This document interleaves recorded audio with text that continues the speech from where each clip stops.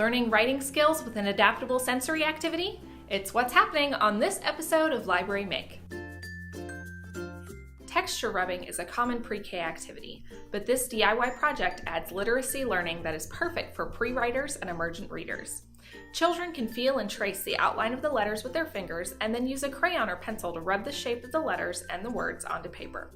For further reinforcement of their writing skills, kids can use the outline of the rubbing as a guide to write the words on their own.